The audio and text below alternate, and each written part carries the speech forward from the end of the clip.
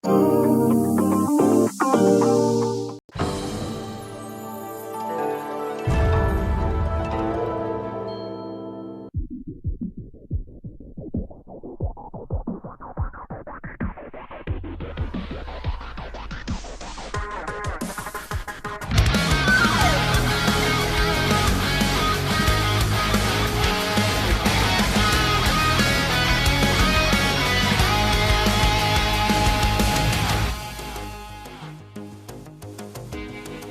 越迷惘的地界，握紧生死的界限，我望向这黑夜，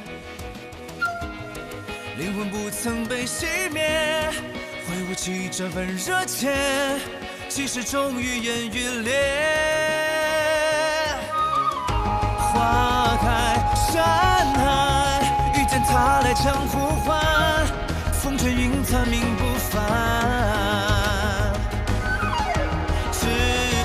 世外，谁人能明我孤单？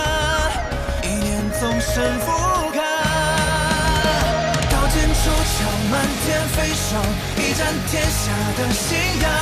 直冲云上，血舞剑气焰四方。踏过风浪，飞舞四方，几乎苍生义无妨。青山之巅，你我共这一世狂。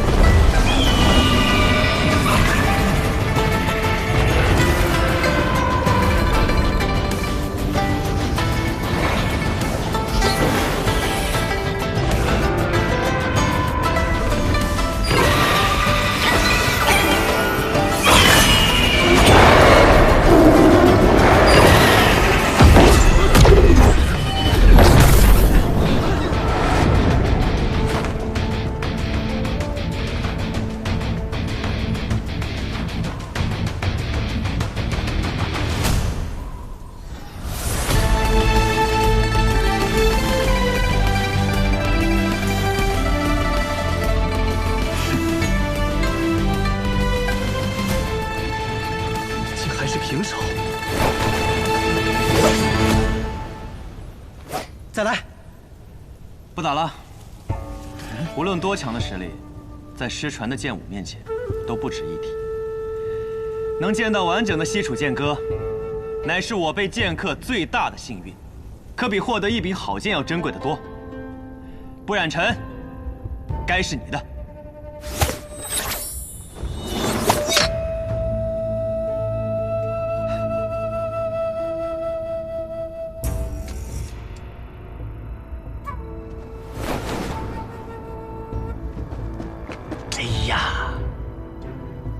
接着，舅舅，啊，走啊！长老，这剑都已经丢了，还留在这里干什么？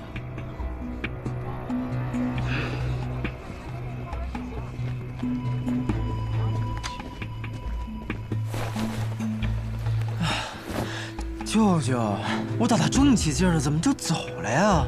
我还觉得那叶鼎之很是有趣，想跟他交个朋友呢。都什么时候了，交什么朋友啊？我不知道你的剑法是从哪学来的，我只知道如果我们再不走的话，就会被那些剑客生吞活剥喽。走。这傻小子学会了很了不起的东西啊！快追，留下他，那可是西楚剑歌。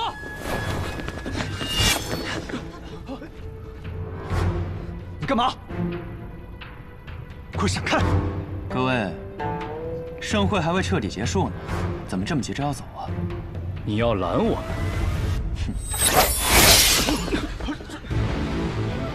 你再往前一步，我还能杀了你呢。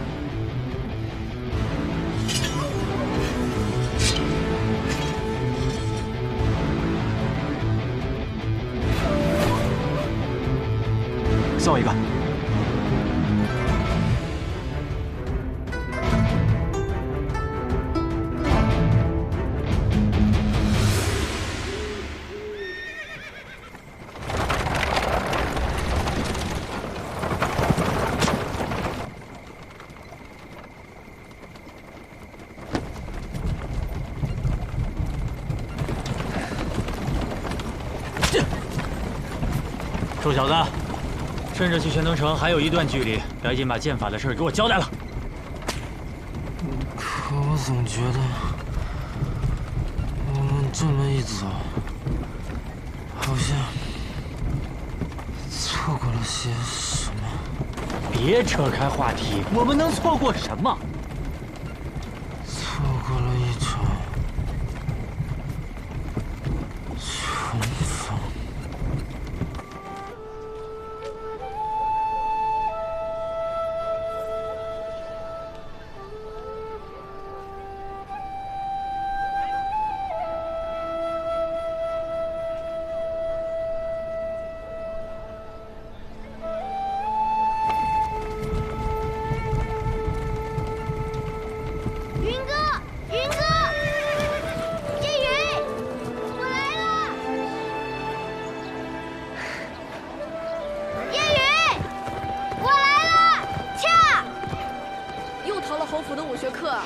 我急呀！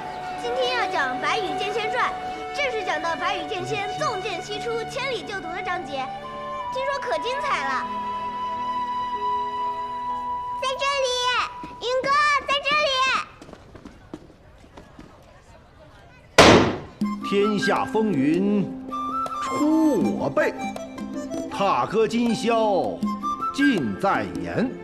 话说这白羽剑仙头上戴一顶虎头狮子盔，身穿大叶如意连环甲，内衬大红袍，足蹬虎头战靴，胯下一匹白龙马，手使一对护手双剑，那真是威风凛凛呐！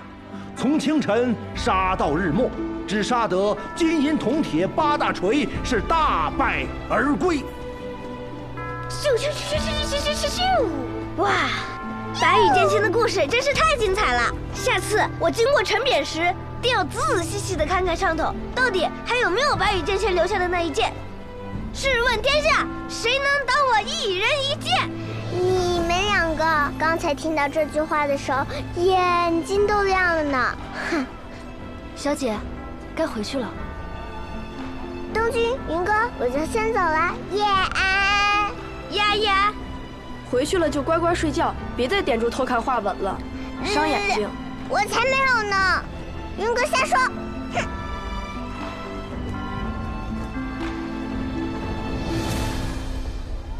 下一章应该要讲到白羽剑仙与酒仙相识相交，一同游历江湖的故事了，一定更精彩。唉，我也想像白羽剑仙一样，一剑入仙，想干什么就干什么。我也是。哎，我听爷爷说，云哥，你天资聪颖，功课又好，以后定能继承父业，当大将军的。当将军有什么意思？我长大了，要去闯一闯那书中的江湖，做一个行侠仗义、无拘无束的剑客。那你也带上我？这怎么行？若是带了你，侯爷岂不是要提刀来找我？不行不行，你爷爷可是所有人知道都要打寒战的杀神。你胡说！我爷爷明明是全天下最温和的人。反正我跟定你了，云哥，你不是我大哥吗？大哥理应带着小弟。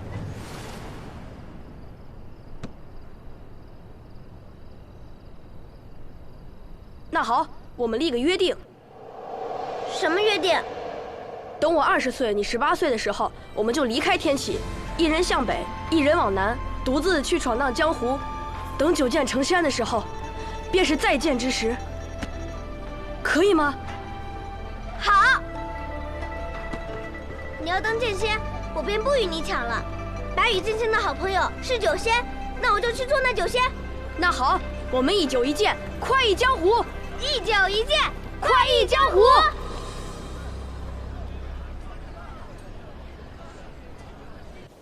大将军夜雨自恃功高，以权谋私，不敬圣人。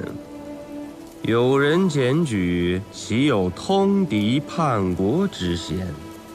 然念其昔年护国有功，超满门，族人流放，夜雨带走面圣。亲子。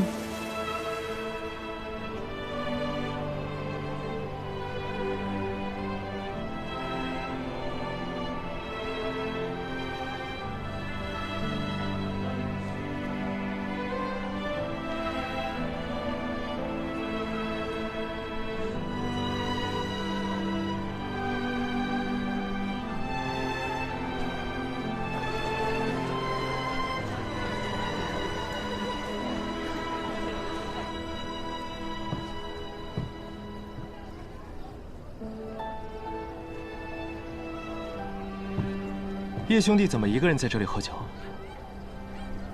夜风习习，明月皎皎。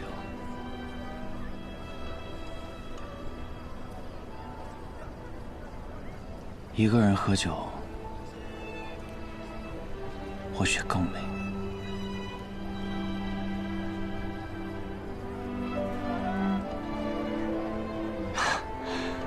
那可真是不好意思了，现在多了我一个。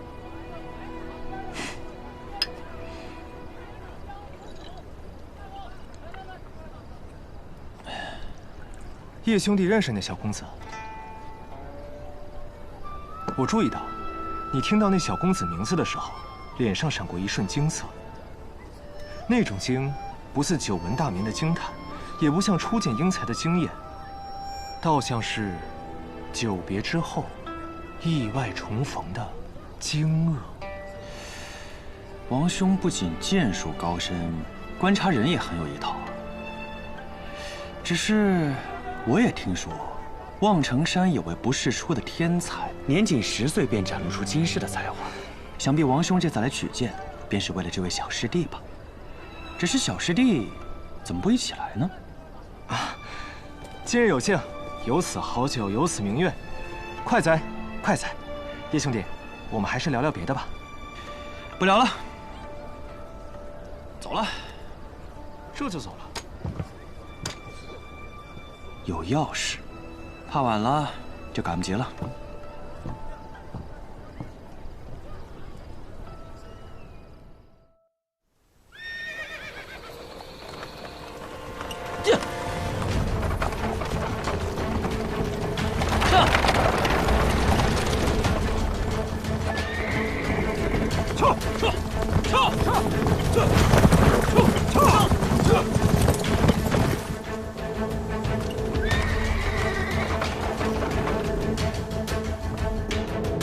小白梨，醒醒！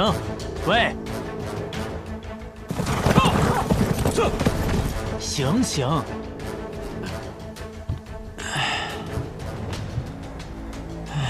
舅舅，我们这是在哪儿啊？千东城地界啊。喏，接你的人都来了。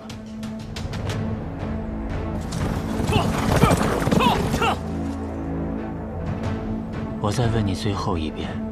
西楚剑歌是从哪里学来的？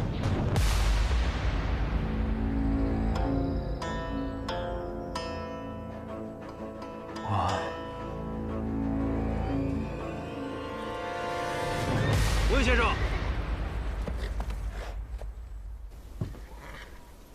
哎呀，嗨。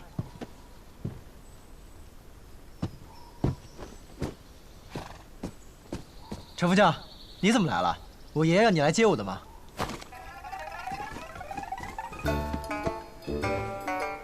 把百里东军给我绑起来！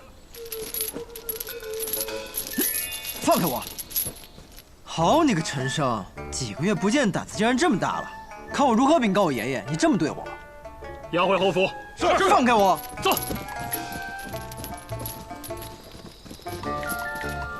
温先生。哎。多谢。啊，不客气。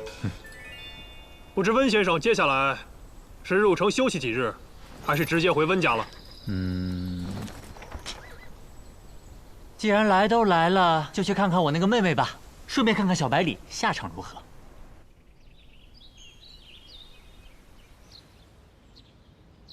爷爷呀，你在哪儿啊？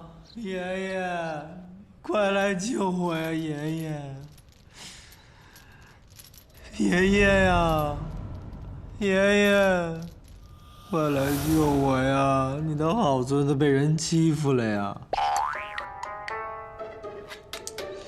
赏尽一世勇猛，老来孙子却遭人这般作践啊！哎，你知道我爷爷去哪儿了吗？怎么装哑巴呀？哎，我问你们，是不是我爹让你们干的？说话呀！哎，说。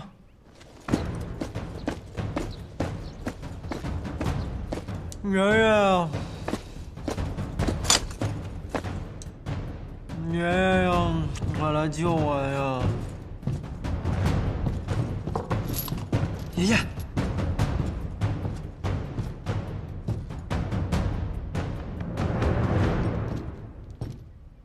可别担不起。是子爷。怎么是你呀？我是谁？我是你爹。你说怎么是我？臭小子，还躲？你好大的胆子！你还敢嘴硬？再嘴硬！你这么跟你爹说话的吗？那你这么做，你爹知道吗？别拿我爹压我！那你别拿我爹压我！反了你呀！我跟……我告诉你，你爷爷月前去天启参加大朝会了，没有个10天半个月的回不来。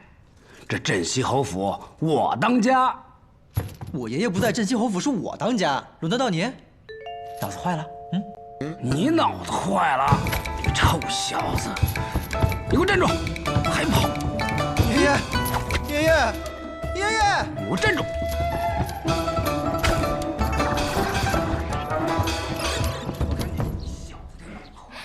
有了小公子在，这侯府才算是有了生气呀。都是你们这群心大的给惯的。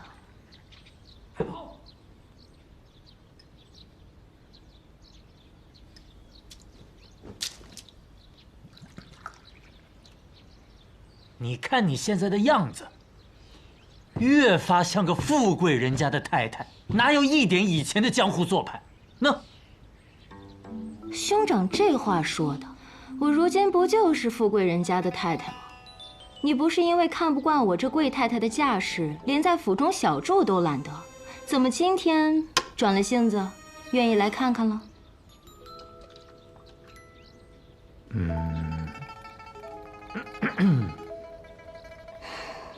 都下去吧。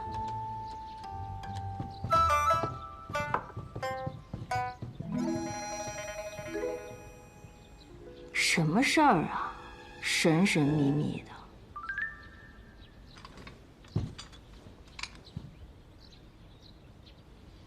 剑，真是一柄好剑。我从小到大看过的名剑不少，却没有一柄能够比得上它。哥哥，这是10大名剑中的哪一柄？都不是。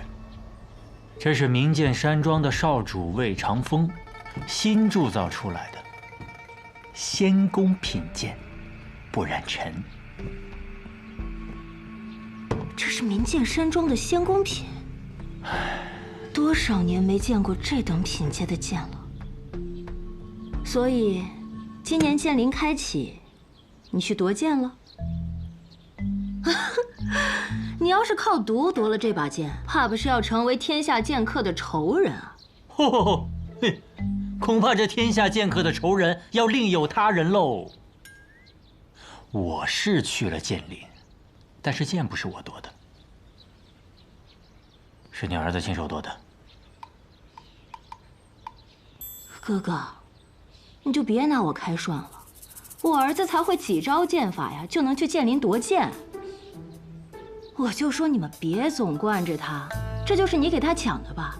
怕老爷子不让，推说是他夺的。是真的。好，那你告诉我，我儿子用的是什么剑法呀？西楚剑歌问道于天。你再说一遍。西楚剑歌问道于天。这更像吹的了。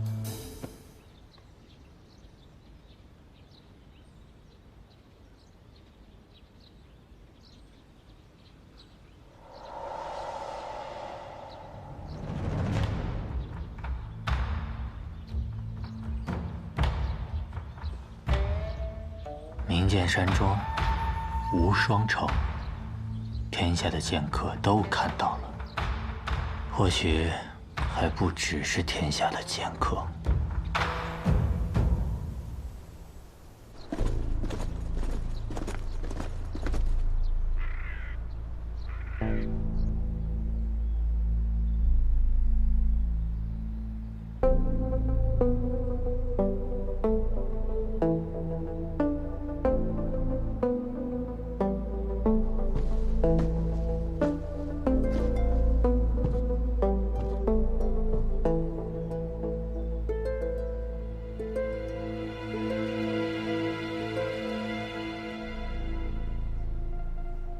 陛下。哦，卓青啊。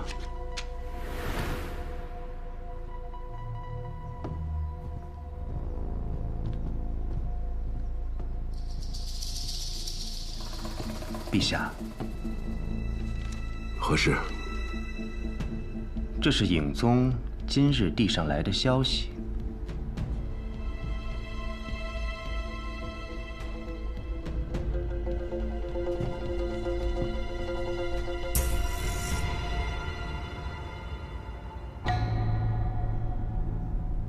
当年百里洛尘奉旨出征。 破了西楚最后一座城池，西楚剑如双仙战死。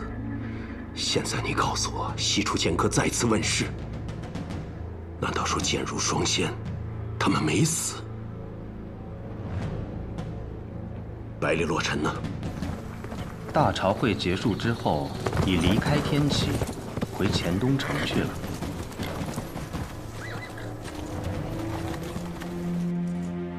用剑的是谁？百里东君。百里洛尘他的独孙。正是。当年，镇西侯奉旨率军讨伐西楚，乃是先帝刻意安排。镇西侯和西楚剑如双仙曾是知交好友，先帝想以此来试探他的忠心。随军的副将是先帝的亲信。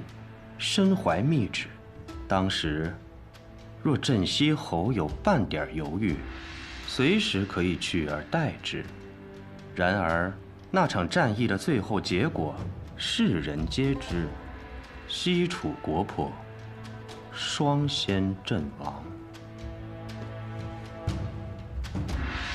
当年孤亲眼见过剑仙的尸首。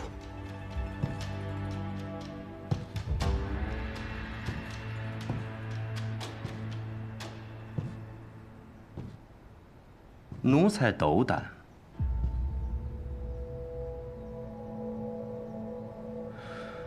如果那场战役活着的是那如仙，便是当年百里洛尘辜负圣恩。西楚剑仙虽然剑法绝世，但不过一介武夫，可那如仙身具耀人之术，能让寻常兵士以一敌百。 甚至能让濒死之人重新起来作战，正是这等鬼术，才使西楚这样一个边陲小国与我背离相抗。如果如仙还活着，可是比那剑仙更可怕的存在。当年一战，西楚如仙即便没死，也定然身受重伤，不然不会藏身黔东城多年不出。 奴才这就派人去黔东城，把那西楚余孽带回来。选若风觐见，这件事就让若风去办吧。是，陛下。我当时一到柴桑城，我闻到浓重的血腥味，但是没有办法，顾老三落难，我姓雷，我是雷家堡的子孙，我得救他吧。 我当时就进手，我再给他一拳，你知道吧？主要是呢，像我这么英俊潇洒的人看不得弱者，所以顺手把他们给救了。所以，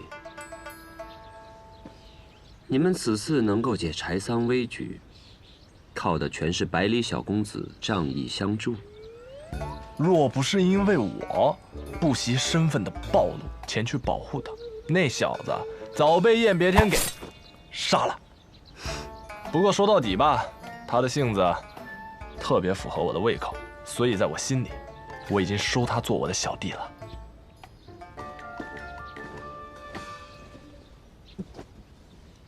老七，你这表情，打什么主意呢？学堂大考，马上就要开始了。你是说？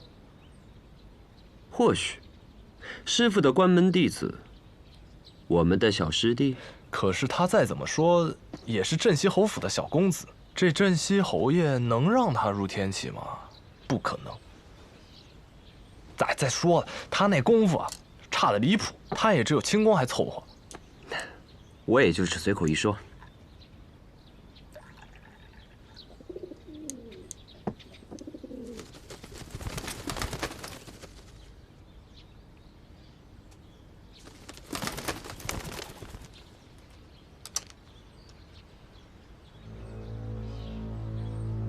了？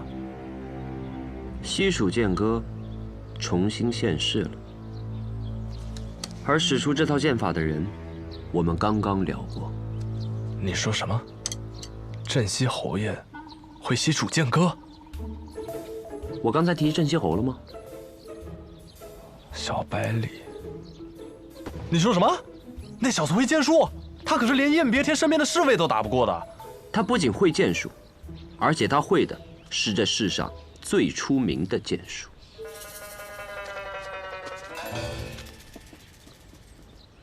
小先生，宫里来人了。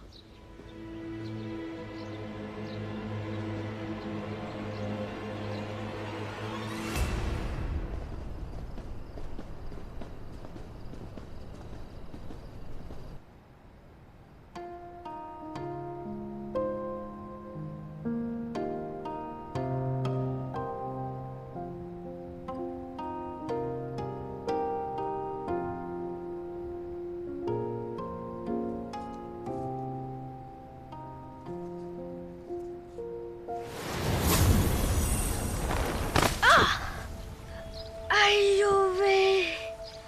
哎呦！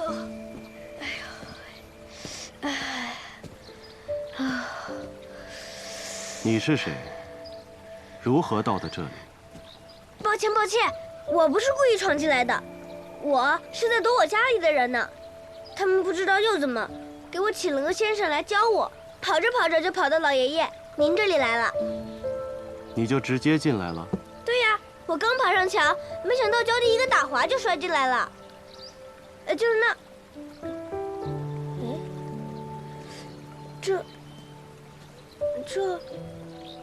这，我明明是摔进了院子里呀。我在院外设了阵法，寻常人是到不了这儿的。你既能破我阵法，说明你我有缘分。你可愿拜我为师？老爷爷，你要教我什么？教你什么？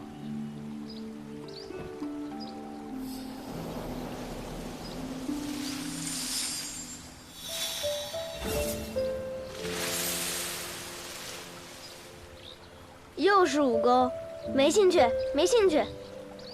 那你我缘分便只能到此了。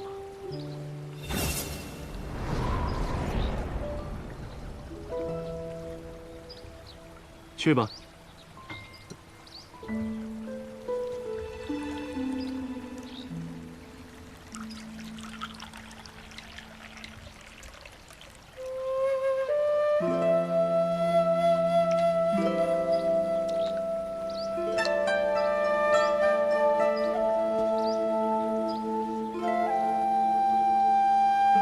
你能识酒？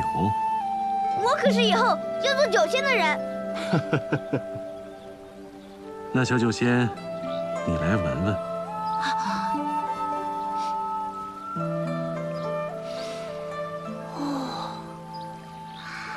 哇，好香醇的酒，哪里买的？我也要去买。这酒可是买不到的，是我亲手酿的。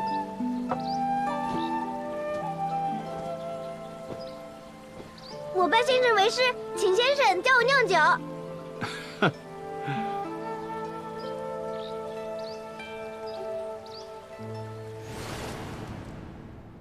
师傅，我是不是给您添了个天大的麻烦？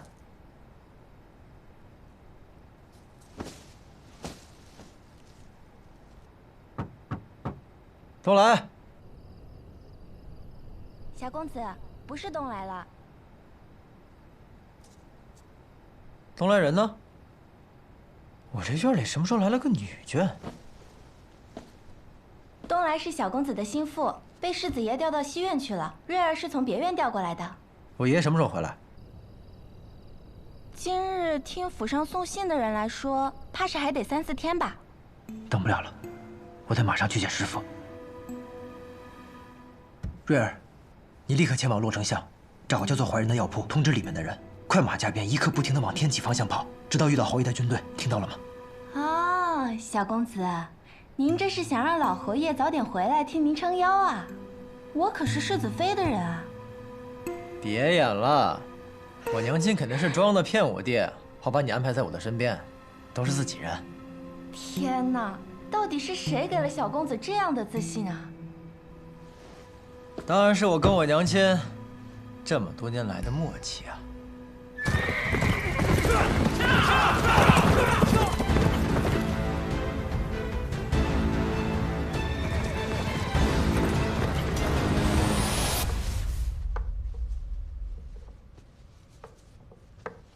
臭小子，看我怎么收拾他！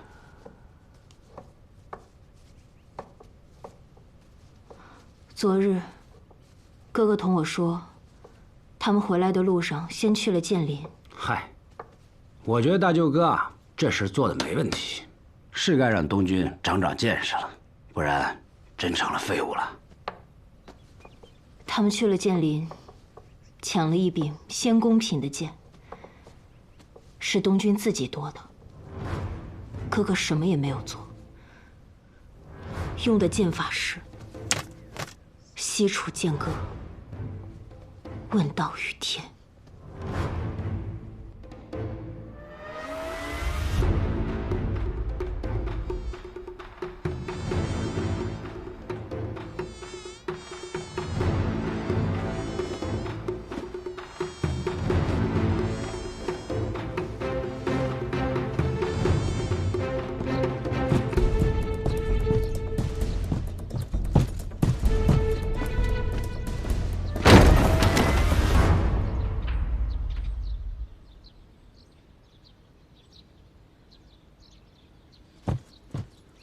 百里东军啊，百里东军，好你个百里东军！世子爷，好久不见，这么着急是要去哪儿啊？臭小子，你竟敢出来了！谁把你放出来的？谁？我。爹，把百里成风绑起来。是。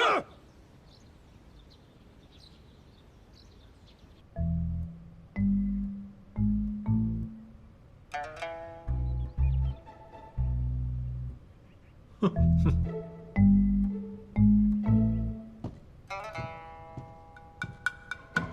哟，世子爷，您怎么在这儿啊？被绑的还开心吗？要不要去柴房休息休息？嗯。东军。娘。父亲，成风好歹是世子，洛邑知道您疼爱东军。但现在面子也落了，罚也罚过了，就给他松绑吧。是啊，父亲。哎，我有让你起来吗？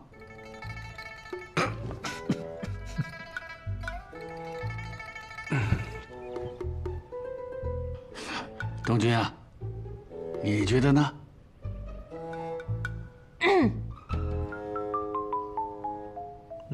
那便给世子松绑吧。东军，你出门远游，最近可有什么收获呀？收获可大了，爷爷，您听过一首诗吗？啊？风华难测清歌雅，琢磨多言凌云狂。柳月绝代莫尘丑，卿相有才留无名。哦，北篱八公子，他们可是鼎鼎有名的大人物啊！不错，这次我就见到了其中的清歌、卓墨、凌云、柳月、墨尘这5位。不光如此，我还帮了他们一个忙。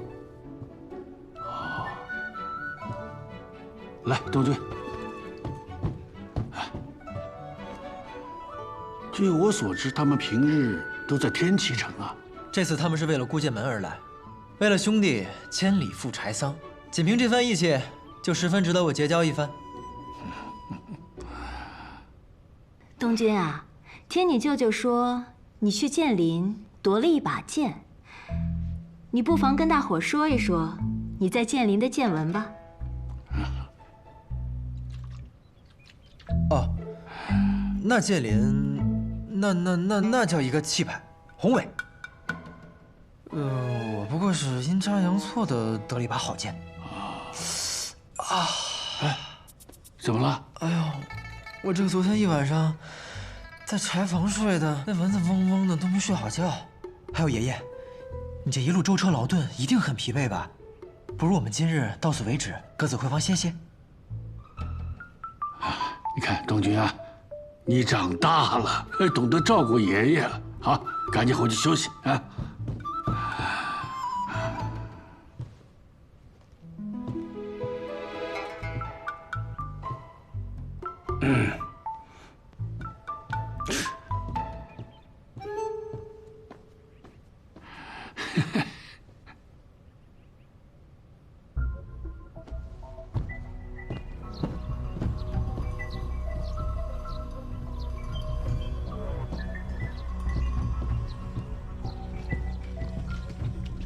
好了，你也先回去休息。是。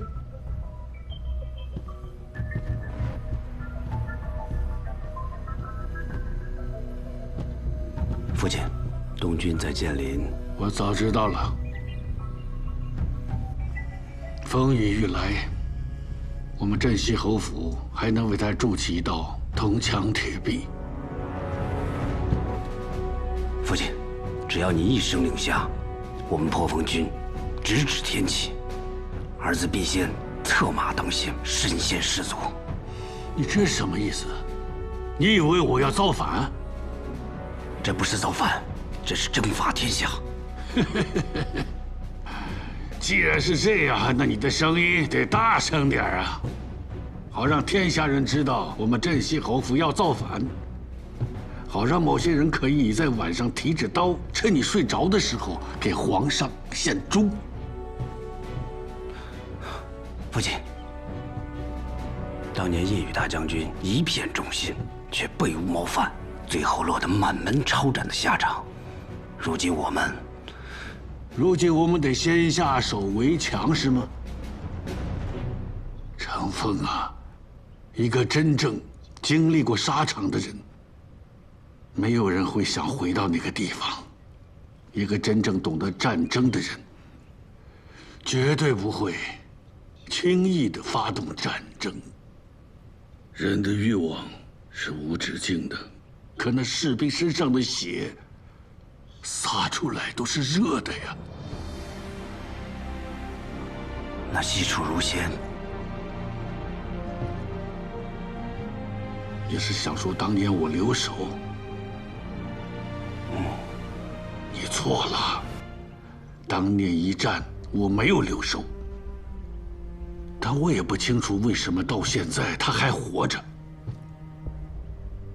那方才你还放东军走，他分明要给那如仙报信。西楚可是我们破的呀，你就不怕他？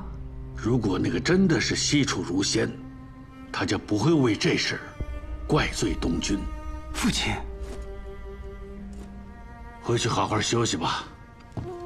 父亲，最后一个问题，你想问你是不是我的亲生儿子是吧？这还用问吗？我不一定是你亲儿子，但东军一定是你亲孙子。好了，我知道你想问什么。你想说，纵使我们没有造反之心，但这城外那些天启人不怎么想。不错，若是他们来了，那当如何？那便等他们来。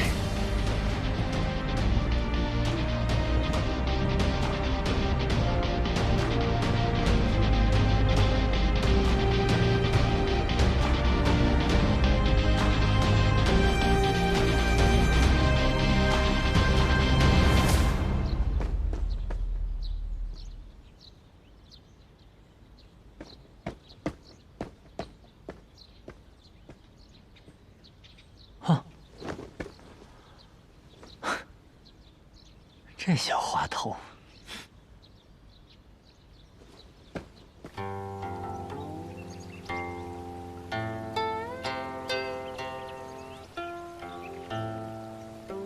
师傅，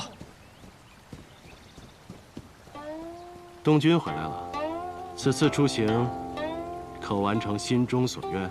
师傅，现在不是说我的时候，我好像给您添了个大麻烦。什么样的麻烦才算是大麻烦？师傅，在剑灵大会上，我用了您传我的那套剑法，但天下剑客竟然都很震惊似的，说是什么失传已久的绝世一剑。师傅，虽然这么多年来您从未提起过您的来历，但我有一种直觉，您的身份一定不一般。那套剑法又那么的特别，他们一定会想办法来找您的。我何时传授你剑法了？师傅，我只是记得有一次我喝醉后见到您舞过，我之前还以为那只是我的一场梦，但这一次在剑林我喝醉之后，便自然而然地使出了那套剑法，就好像种在我的脑子里一样，不用回忆，也不用思考，仿佛不是我在用剑，而是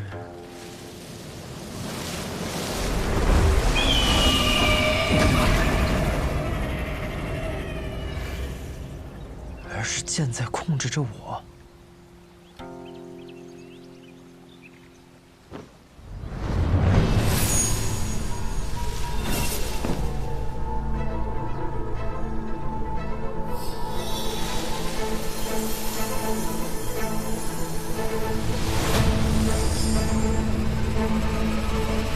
拿着。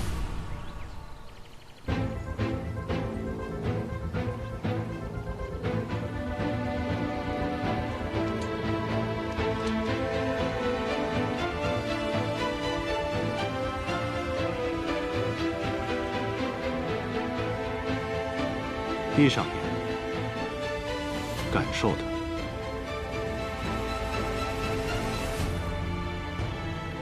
别人练就10年，而你只需看上一眼，你知道为何吗？难道是因为我也是天生剑胚？好吧，我不知道。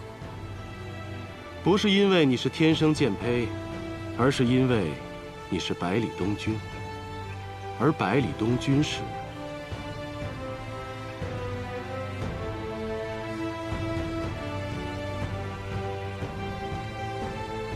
因为我是百里东君。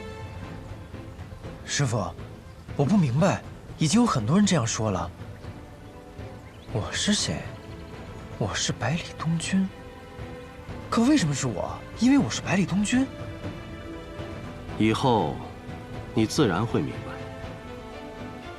东君，匹夫无罪，怀璧其罪。你想要学剑吗？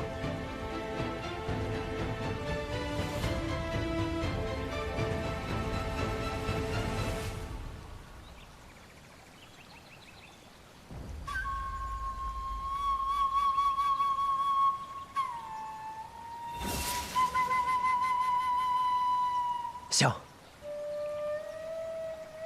师傅，我想学剑。云哥死后，我的行事越发乖张无度，爷爷一直纵容着我。我知道，他和我的想法是一样的。作为手掌兵权镇西侯府的小公子，我越纨绔，天启城那边便越放心。爷爷不希望我走上云哥的老路，但是这一次我见到了真正的江湖人，见到了很多很厉害的人。或许仅凭现在的我，还不足以名扬天下，还不足以守护我想守护的人。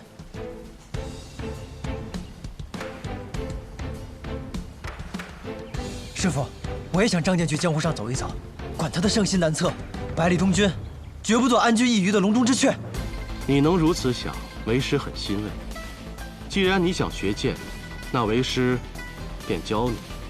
这世上除了学堂李先生，没有人比你师傅的剑术更厉害。东君，你先回去，等下次见面，为师便将真正的西楚剑歌传授于你。可是师傅，若您还留在这里，怕是会有危险。放心吧，既然木已成舟，那索性不去躲他，便是等他们来，又如何？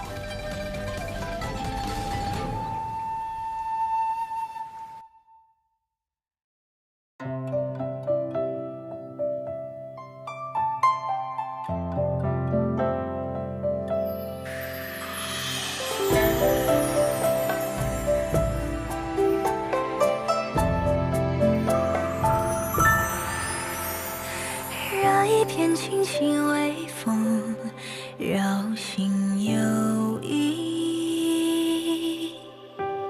听波般忽泛涟漪，人教春泥。只听枝桠攘攘嬉戏，在风下喃喃细语。